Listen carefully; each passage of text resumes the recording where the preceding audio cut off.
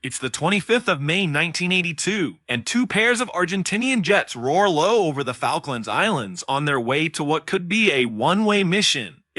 They are led by Captain Pablo Carballo, and he and his men are flying old and poorly equipped A-4 Skyhawk jets loaded with bombs. Their mission is to destroy the British ships HMS Coventry and HMS Broadsword. The Argentinians have captured the Falkland Islands, or the Malvinas as they call them, and they need to destroy the ships if they are to hold on to them. The Argentinians know that two ships have moved closer to the islands to cover ground troops, islands that give them the chance to approach undetected by British radar. Entering their range, don't climb for any reason. The Skyhawks fly as low as they dare, hugging the contours of the island as they reach the enemy's radar range. The two ships are equipped with advanced anti-air missiles and powerful radars, which have been devastating to the Argentinian planes. The only way to evade detection is to stay low. On board HMS Coventry, Captain David Hart Dyke has his men on high alert. British Special Forces have warned him that the Argentinians have recently launched on a mission, but he is unaware that this time his ship is the target. Tar detections on their radar screen confirms his worst fears. 4 contacts bearing 225 range 30. Captain Hart Dyke immediately orders the crew to tank action stations, and alarms blare on both ships, and swiftly the mighty Sea Dart, Surface 2, air missiles turn to bear. The Skyhawks at the same time approach Pebble Island and hug its contours. Isla de Bourbon ahead, keep low and follow me.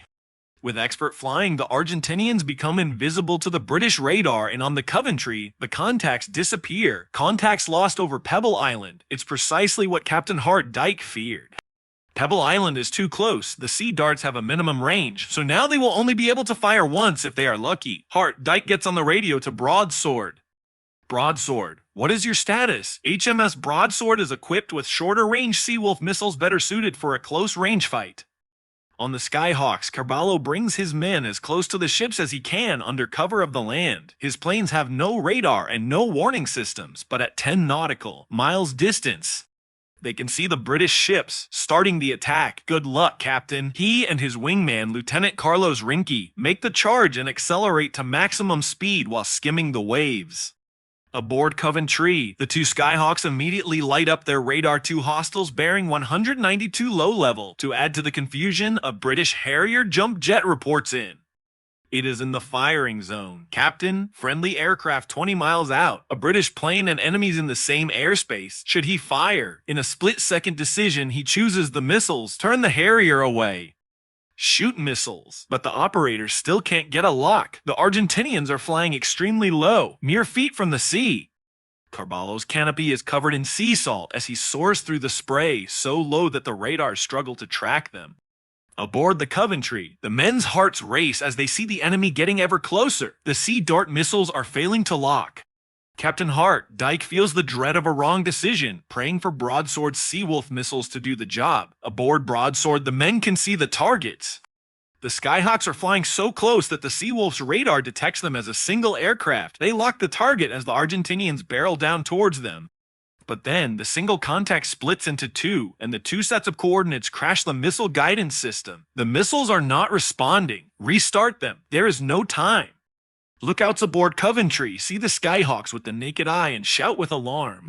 In a last-ditch effort, HMS Coventry's deck guns turn to bear and open fire, soon joined by the roar of personal machine guns and rifles, sailors firing from all across the deck. Carballo sees the splashes of the shells striking the sea and the tracers of the British bullets drawing closer, refining their aim. The enemy ship is right there. He can taste victory, but the shells are getting closer.